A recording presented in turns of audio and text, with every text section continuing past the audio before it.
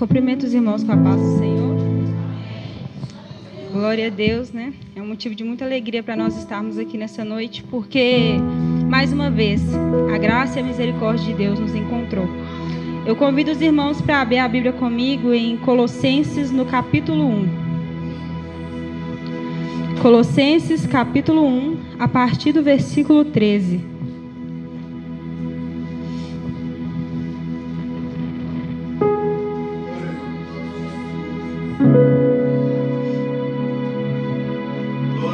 Colossenses, capítulo 1, versículo 13. Pois Ele nos resgatou do domínio das trevas e nos transportou para o reino do seu Filho amado, em quem temos a redenção, a saber, o perdão dos pecados. Ele é a imagem do Deus invisível, o primogênito sobre toda a criatura, pois nele foram criadas todas as coisas nos céus e na terra, as visíveis e as invisíveis, sejam tronos, sejam soberanias, poderes ou autoridades. Todas as coisas foram criadas por ele e para ele. Ele é antes de todas as coisas, e nele tudo subsiste. Ele é a cabeça do corpo, que é a igreja. É o príncipe, é o primeiro, o primogênito dentre os mortos, para que em tudo tenha supremacia. Pois foi do agrado de Deus que nele habitasse toda a plenitude, e por meio dele reconciliasse consigo todas as coisas, tanto as que estão na terra, quanto as que estão nos céus, estabelecendo paz pelo seu sangue derramado na cruz. Antes, vocês estavam separados de Deus, e na mente de vocês eram inimigos por causa dos maus procedimentos de vocês. Mas agora, Ele os reconciliou pelo corpo físico de Cristo, mediante a morte, para apresentá-los diante dele, santos, inculpáveis e livres de qualquer acusação, desde que continuem alicerçados e firmes na fé, sem se afastar da esperança do Evangelho que vocês ouviram, que tem sido proclamado a todos os que estão debaixo do céu. Esse é o Evangelho, do qual eu, Paulo, me tornei ministro. Amém? Glória a Deus. Irmãos, a carta aos Colossenses é uma carta escrita pelo apóstolo Paulo. Porém, para nós entendermos essa carta, nós precisamos entender também quem é o autor dessa carta, porque é uma carta que foi escrita na prisão. E o que mais me chama a atenção é como que alguém preso fala com tanta esperança e com tanta convicção. É porque Paulo, em algum momento da vida dele, ele já foi preso, ele já era prisioneiro. Prisioneiro de quê? Dele mesmo, das suas convicções, daquilo que ele achava que era certo. No livro de Atos dos Apóstolos, no capítulo 7, nós vamos ver que Estevão é apedrejado por amor a Jesus, e Paulo está ali assistindo à morte de Estevão. E ao assistir àquela morte, o coração dele enche de prazer em fazer aquilo com mais pessoas. Ele era conhecido por ser um devastador de cristãos. Ele tinha prazer em perseguir e matar a igreja de Cristo. Porém, em um momento da vida de Paulo, assim como aconteceu comigo e aconteceu com você, ele encontrou Jesus. No momento da vida dele que ele menos esperava, o céu olhou para ele, teve misericórdia da vida dele.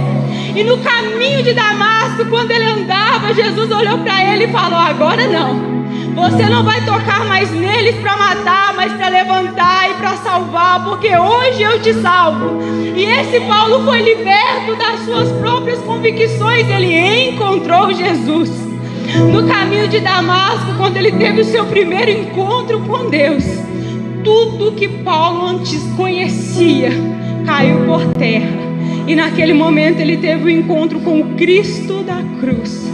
O Cristo que veio ao mundo e morreu por mim e por você. Foi esse Cristo que Paulo encontrou no caminho de Damasco, e esse Jesus transformou a vida dele para todo sempre. Esse Paulo que escreve agora acerca de Jesus com muito amor e convicção de quem ele era, de quem ele é e sempre será. Esse Paulo um dia também foi alguém que não tinha Cristo em sua vida.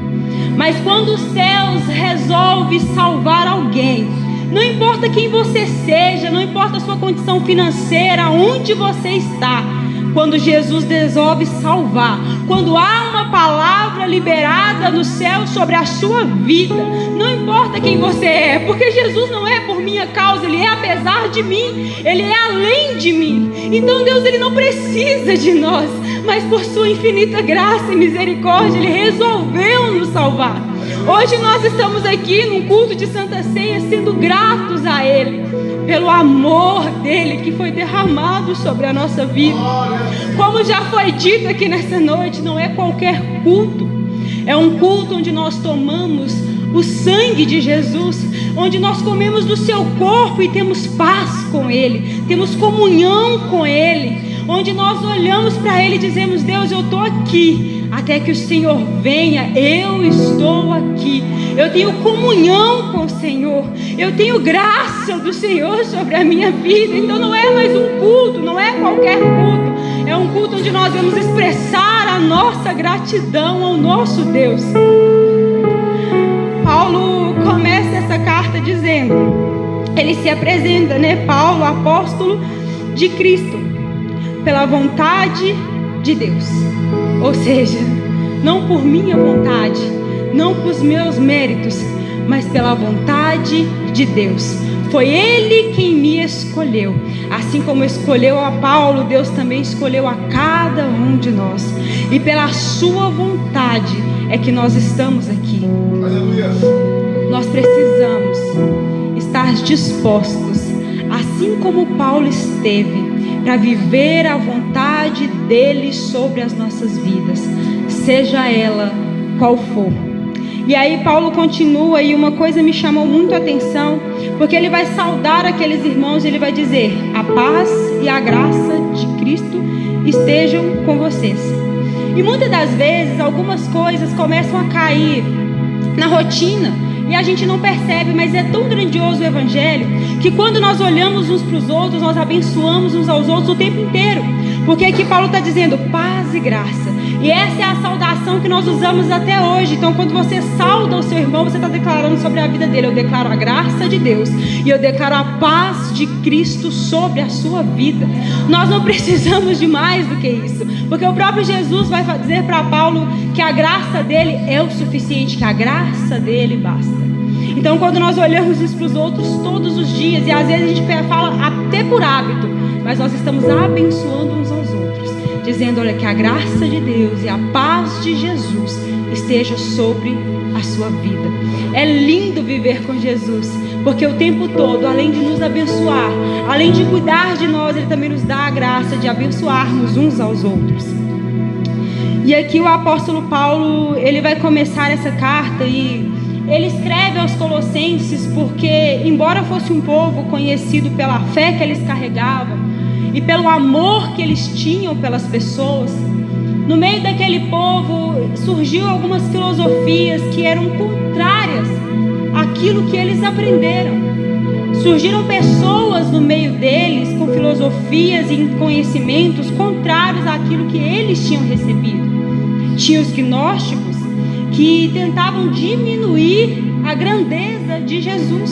E é por isso que quando Paulo escreve essa carta aos Colossenses, nós vamos ver que é uma carta totalmente cristológica, ou seja, em todo momento ele exalta a Cristo. Ele exalta aquele que é o Criador de todas as coisas. Ele exalta o Cristo que lá em Gênesis, no capítulo 1, nós vamos ver Ele sendo a coroa de toda a criação. Nós vamos ver Ele ao lado do Pai, criando todas as coisas. E aqui Paulo traz novamente ao coração daquelas pessoas quem verdadeiramente é Jesus. E nessa noite nós entramos aqui, será que nós já entregamos o nosso perfeito louvor e a adoração a esse Jesus? Ele nos trouxe aqui e nesse momento nós podemos chamar por Ele, nós podemos adorar o nome dEle, nós podemos exaltar a esse Jesus que durante toda a história da igreja tentaram tirar sua importância, tentaram diminuir Jesus, mas Ele simplesmente é, e não há outro. Jesus não é mais um poder que surgiu, não, Ele é todo o poder. Jesus não é mais alguém na criação, não, Ele é o autor da criação. Ele é o príncipe da vida, Ele é o Filho de Deus, Ele é aquele que deu a sua vida para que nós pudéssemos estar aqui nessa noite. Não, Jesus não é qualquer pessoa. A nossa função é adorá-lo 24 horas. A nossa função é entregar a Ele toda a nossa adoração, é sermos gratos, porque esse Jesus, com essa grandeza toda, deu a vida por mim e por você. Aleluia!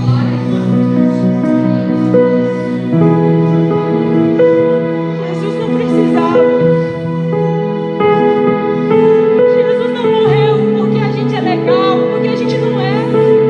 Jesus não morreu porque a gente é bom, porque a gente não é. Ele morreu, como já foi dito aqui nessa noite pelo evangelista Wellington, porque nós éramos incapazes de salvar a nós mesmos. Foi por isso que Jesus veio. Ele veio porque o amor dele nos constrange de uma maneira tão grande, de saber que alguém nos amou tanto, de saber que nós somos incapazes de perdoar, mas Ele não olhou as nossas fraquezas, as nossas limitações. Ele não olhou se nessa noite nós iríamos adorar ou não. Ele simplesmente se entregou. Ele simplesmente se entregou, e mais do que isso, Ele morreu, ressuscitou e foi preparar um lugar para nós. Que amor é esse?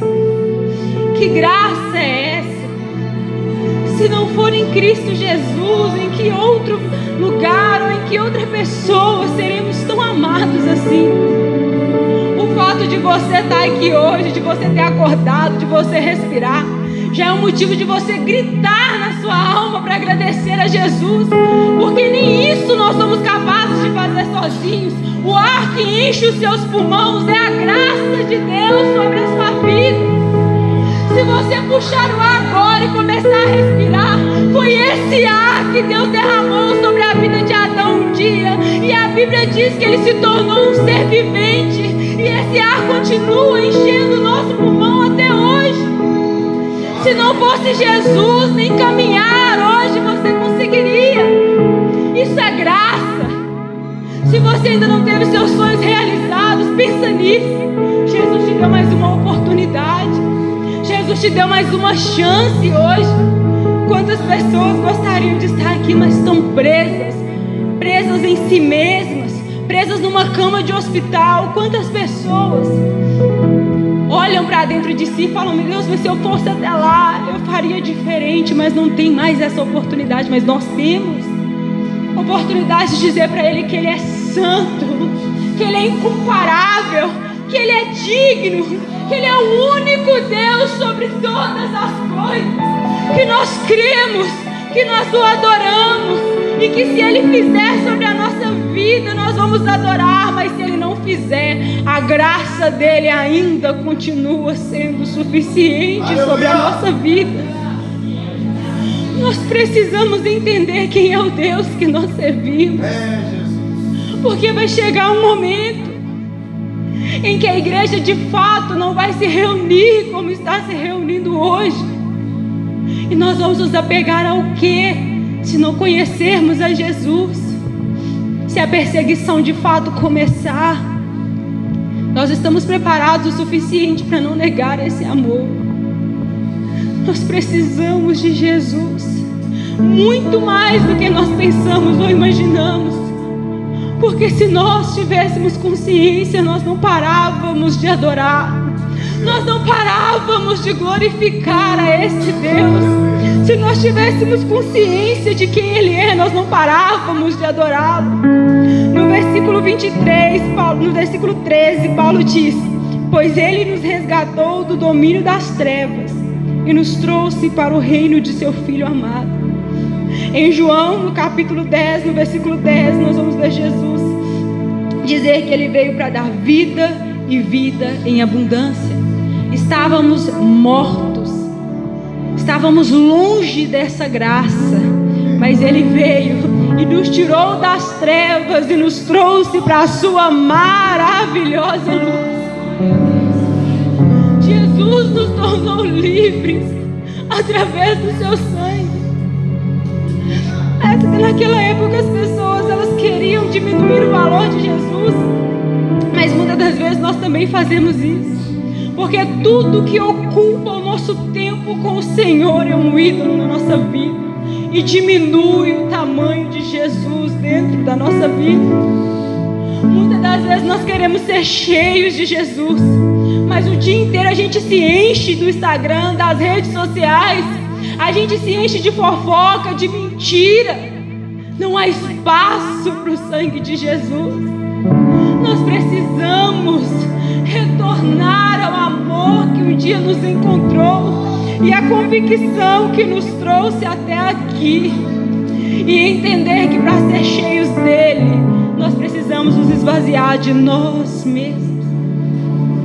João diz que ele cresça e que eu diminua, que ele cresça, que ele apareça e que nós venhamos nos diminuir para que ele caiba, para que ele entre, para que ele transborde sobre a nossa vida. Nós precisamos diminuir, nós precisamos descer e subir com ele, descer quantas vezes for necessário aos pés dele, mas subir com ele e entender que sem Jesus nós nada somos e nós nada podemos fazer.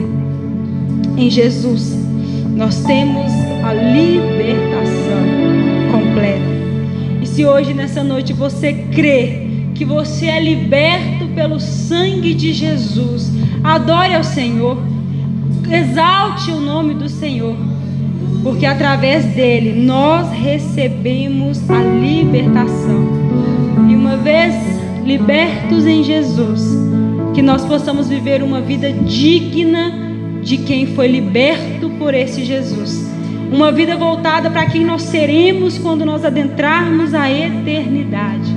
Que a nossa vida aqui seja um reflexo de tudo aquilo que nós esperamos um dia viver com o Senhor. No capítulo 15, no versículo 15, Paulo diz assim: Ele é a imagem do Deus invisível, o primogênito sobre toda a criação. Ou seja, é Ele quem revela o Deus. É Ele quem revela Deus. Ele é o Deus encarnado que habitou entre nós. Em João, no capítulo 14, ele fala que quem vê a Ele, vê também o Pai. Ou seja, Jesus não é mais um, Ele é o próprio Deus. O Deus que se fez carne, que habitou entre nós, morreu naquela cruz, mas nem a morte foi capaz de vencer o nosso Deus. É esse Deus quem governa toda a sua vida. Não se desespere, não deixe que a ansiedade tome conta do seu coração, a ponto de te fazer duvidar do poder de Deus sobre a sua vida. Porque para mudar a sua história, basta uma palavra liberada da parte do Senhor. E não existe anjos, e não existe demônios, potestades ou poderes que impeçam o poder de Deus sobre a sua vida.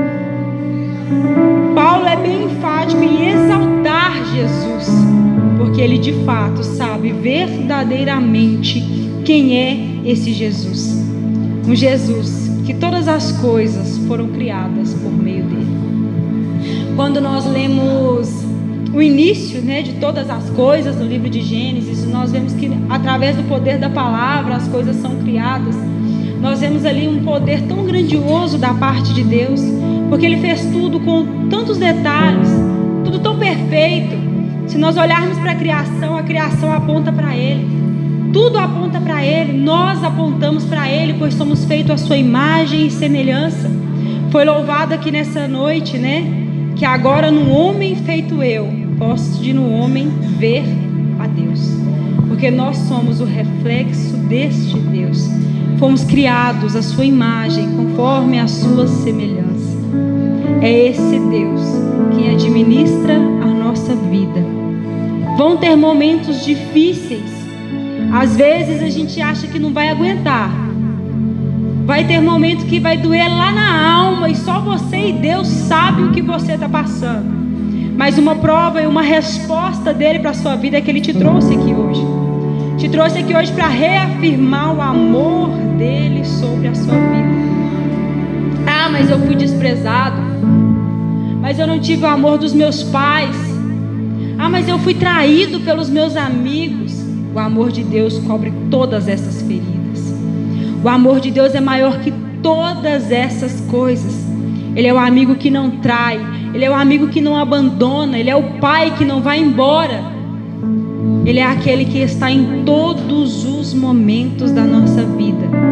Sejam os momentos que nós conseguimos ver, ouvir a sua voz, ou seja, nos momentos de silêncio, onde a nossa alma tende a se desesperar, onde a ansiedade vem para tomar conta de nós. Em todos esses momentos, Ele está onde Ele sempre esteve, no controle de todas as coisas. A última palavra nunca veio e nunca será do homem, mas sempre será de Deus.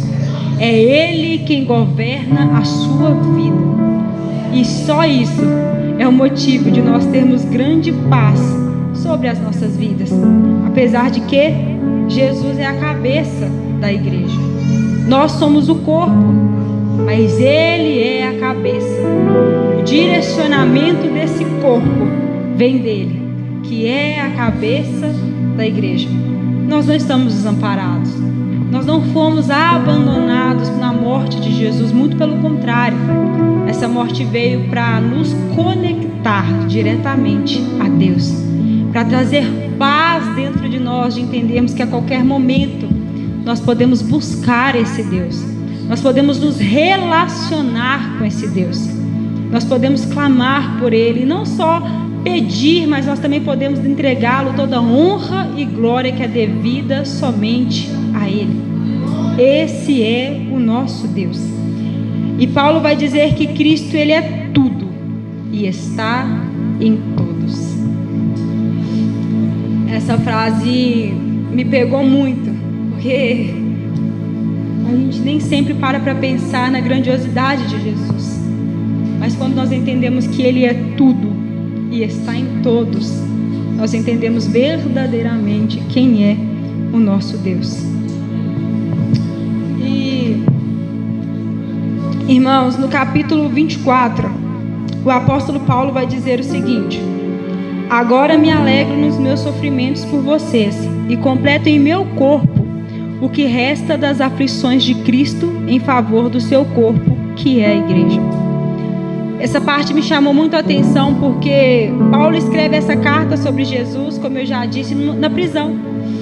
Mas não só isso, Paulo era feliz por passar tudo aquilo. Ele fala que ele se alegra por saber que no corpo dele ele estava completando o sofrimento de Cristo. Ou seja, glória a Deus que estou sofrendo, pois através do meu sofrimento frutos estão sendo gerados. Isso são coisas que só Jesus faz.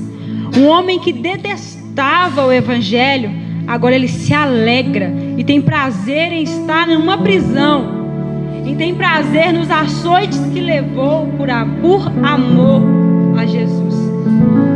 Que a convicção que um dia encontrou o coração do apóstolo Paulo nos encontre nessa noite. Que essa convicção nos abrace, porque para que nós possamos entender que até nos sofrimentos a obra de Cristo está sendo completa nas nossas vidas. Ele não nos prometeu que seria fácil, porque de fato não vai ser, mas nós podemos nele todas as coisas. É esse mesmo Paulo que fala aqui em Filipenses, no capítulo 1, no versículo 21, Paulo vai dizer assim: porque para mim o viver é Cristo e o morrer é lucro. Ou seja, eu estou pronto. Se eu viver, viverei para Cristo. Mas se eu morrer, é lucro, porque encontrarei esse Cristo. Que a nossa vida seja plenamente dessa forma. Que nós possamos entender que quando nós partirmos dessa vida, encontraremos a Jesus. Então, o tempo que nós vivemos aqui é para Ele. Mas quando nós passarmos dessa vida para outra, é lucro, pois encontraremos aquele que nós pregamos, que nós adoramos, que nós louvamos, aquele que nós ansiamos em encontrar. Nós o veremos face a face. O apóstolo Paulo deixa alguns conselhos na carta aos Colossenses que eu queria ler com os irmãos. Primeiro, no capítulo 2, do 6 ao 15, Paulo vai dizer assim: portanto, assim como vocês receberam Cristo Jesus, o Senhor, continuem a viver nele. Ou seja, não basta só receber, é preciso viver em Jesus. Enraizados e edificados nele, firmados na fé, como foram ensinados, transbordando de gratidão. Tenham cuidado para que ninguém escravize vocês com filosofias vãs e enganosas, que se fundamentam nas tradições humanas e nos princípios elementares deste mundo, e não em Cristo. Pois Cristo habita corporalmente toda a plenitude da divindade, e por estarem nele, que é a cabeça de tudo, de todo o poder e autoridade, vocês receberam a plenitude. Nele também vocês foram circuncidados, não com uma circuncisão feita por mãos humanas, mas com uma circuncisão feita por Cristo, que é o despojar do corpo e da carne. Isso aconteceu quando vocês foram sepultados com ele no batismo e com ele foram ressuscitados mediante a fé no poder de Deus que o ressuscitou dentre os mortos. Quando vocês estavam mortos em seus pecados e na incircuncisão da sua carne, Deus os vivificou em Cristo. Ele os perdoou das transgressões e cancelou a escrita de dívida que consistia em cobranças e que nos era contrária. E ele removeu, pregando-a na cruz. E todo despojo, e todo despojado, e tendo despojado os poderes e as autoridades, fez deles um espetáculo público, triunfando sobre eles na cruz. Glória a Deus. Que nós possamos servir a Jesus. Não nos apegarmos às filosofias enganosas desse mundo, mas que nós possamos servir a esse Jesus, que fez de todas essas coisas um espetáculo público e triunfou sobre todas elas na cruz do Calvário. Para desespero do inferno, ele venceu a morte. Para desespero do inimigo das nossas almas, ele vive e reina para todo o sempre. E nós temos paz com ele, mediante a sua morte e a sua ressurreição. No capítulo 3, Paulo vai dizer assim: portanto, já que vocês ressuscitaram com Cristo, procurem as coisas do alto, onde Cristo está assentado à direita de Deus. Mantenham o pensamento de vocês nas coisas do alto e não nas coisas terrenas, pois vocês morreram e agora a sua vida está escondida com Cristo em Deus. Quando Cristo, que é a sua vida, for manifestado, então vocês também serão manifestados com ele em glória. Assim, façam morrer tudo o que pertence à natureza terrena de vocês. Aqui Paulo nos dá mais uma vez a esperança de que quando Cristo for manifestado, nós também seremos manifestados com ele em glória. O que nos faz permanecer todos os dias é essa certeza de que Jesus, ele vem buscar a sua igreja, de que Jesus está voltando, que o sofrimento está acabando, e a Bíblia nos diz que Ele é tão glorioso que no céu a sua presença é que traz luz para todo o lugar. Ele é tão glorioso que ao chegar lá Ele vai enxugar dos seus olhos toda a lágrima. Lá não tem mais sofrimento, não tem mais dor, lá não tem mais lágrima, não tem mais luto, porque as coisas passadas passaram e eis que tudo vai se fazer novo naquele lugar. Nós não vamos nos lembrar das coisas velhas que ficaram para trás. Lá nós o adoraremos, nós o veremos face a face, como é o nosso sonho, como é o nosso desejo de que nós buscamos pela sua presença, porque nós queremos contemplá-lo face a face. Nós o veremos porque Jesus conquistou isso para nós. E Paulo diz que nenhuma condenação há para aqueles que estão em Cristo Jesus. O domínio do pecado já não tem mais poder sobre nós, porque nós estamos em Cristo Jesus. E uma vez estando enraizados nesse Jesus, o diabo não tem mais poder sobre a nossa vida. Ele pode até tentar querer bagunçar a nossa mente, querer fazer a gente desacreditar de quem Jesus é sobre a nossa vida, mas não há mais esse poder. Ele não tem esse poder, porque em Efésios, no capítulo 6, Paulo nos ensina a nos revestirmos da armadura de Deus.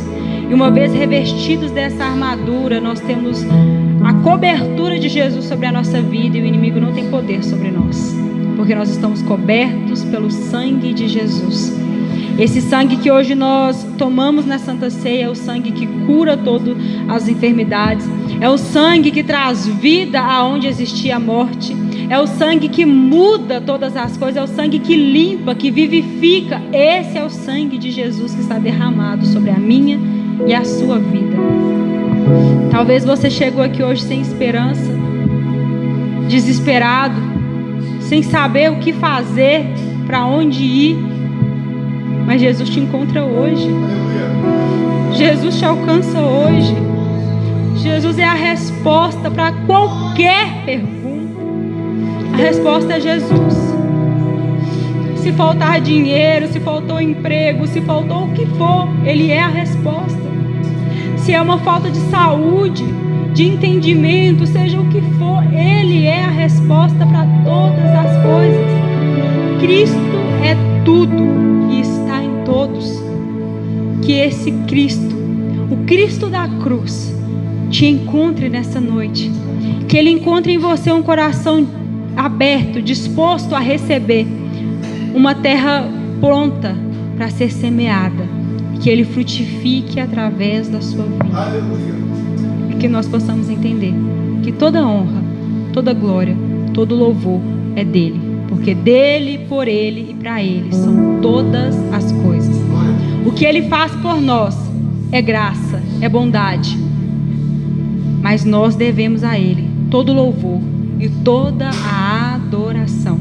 E uma vez que nós nos colocarmos nessa posição de adoradores, de adorar além das circunstâncias, é aí que Ele entra, é aí que Ele faz, é aí que Ele tem prazer de vir ao nosso encontro.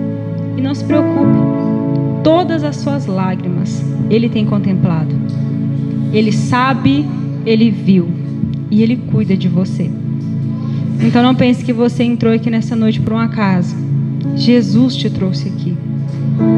E a mensagem dele é que Ele ama cada um de nós. E não importa quem você seja ou o que você tenha feito, Jesus te ama. E uma vez que Ele encontra arrependimento no nosso coração, Ele perdoa todos os nossos pecados. E amém, irmãos. Que a graça de Deus ela venha transbordar sobre a vida de cada um de nós. E que nós possamos ser gratos a Deus por tudo aquilo que Ele fez por nós. E que sempre que nós tivermos a oportunidade de cultuar, de louvar e bendizer o nome do Senhor, que a gente não desperdice essa oportunidade. Porque toda oportunidade é única. Porque Jesus é o dono do tempo. E todos nós temos um tempo. E esse tempo está findando. Então que nós possamos devolver a Ele todo louvor, toda adoração, toda gratidão. que nós possamos ser encontrados por Jesus todos os dias da nossa vida e não nos esquecermos que somos o reflexo da criação desse Deus. Nós somos o reflexo desse Deus. E não se esqueça do que o apóstolo Paulo afirmou: Ele é tudo e está em todos. E que nós possamos declarar a Ele que dele, por Ele e para Ele são todas as coisas. Amém? Assim eu agradeço a oportunidade.